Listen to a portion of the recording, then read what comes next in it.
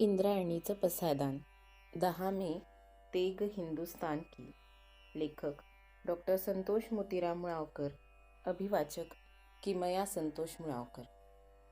ह्या पवित्र भारतभूमीवर परकीयांनी अनेकदा आक्रमणं केली.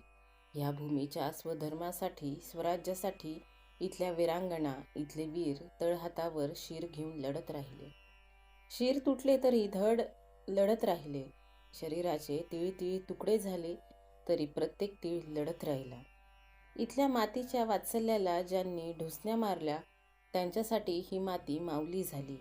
पण ज्यांनी ह्या मातीच्या वात्सल्याचा स्वधर्म व वात्सल्याचं स्वराज्य संपवण्याचा प्रयत्न केला त्यांच्यासाठी ही माती रणरागिणी झाली. ह्या मातीनं जन्माला घातलेल्या गवताला सुद्धा प्रसंगी भाले फुटले. इथल्या शर नावाच्या गवतानं आपल्या गवती भात्यातून गवती बाण फेकले. मातृभूमीसाठी मरणाऱ्यांची इथं कधीच कमी नव्हती. कारण ही माती पुन्हा आपल्याला जन्माला घालेल ही इथली शाश्वत श्रद्धा आहे. ही श्रद्धाच इथल्या स्वधर्माचा, स्वराज्याचा आत्मा आहे. इसवी सन 1857 ब्रिटिशांच्या सैन्यातील हिंदू मुस्लिम सैनिकांचा स्वधर्म दुखावला गेला. त्यांना स्वराज्याची तीव्रतेनं आठवण झाली. सैनिकांचं आत्मभान जागं झालं. आपण कुणाचे सैनिक व्हायला पाहिजे होतं आणि आपण कुणाचे सैनिक झालो. सैनिक संतापले. या संतापात स्वातंत्र्याचं पेटलेलं स्फुल्लिंग होतं. दिनांक 29 मार्च 1857 मंगल पांडे ह्या स्वातंत्र्य सैनिकानं स्वधर्म बाटवणाऱ्या काडतुसानंच सार्जंट मेजर ह्युसनचा वध केला.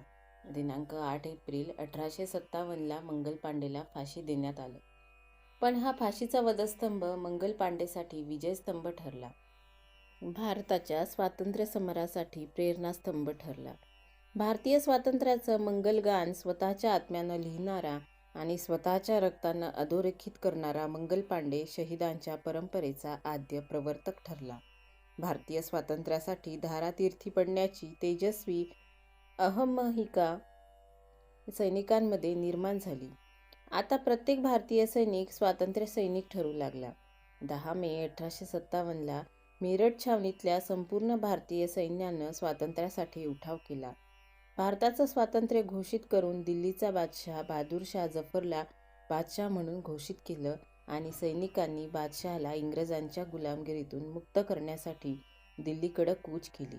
स्वातंत्र्य समराचा हा वणवा देशभर पसरला.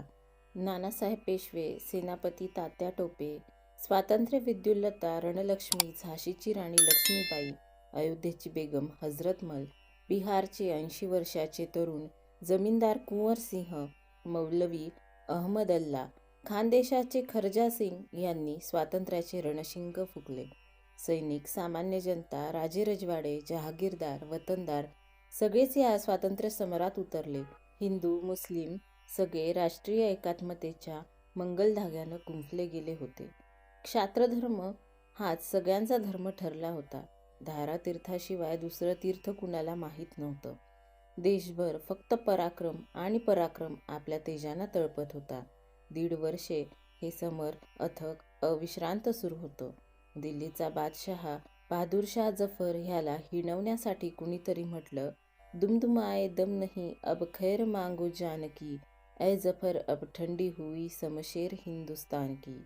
त्यावर कविहृदयाचा बादशाह विद्युल्लतेसारखा तेजस्वी शब्दात कडाडला, गाजियों में बू रहेगी जब तलक ईमान की, तब तो लंडन तक चलेगी तेग हिंदुस्तान की.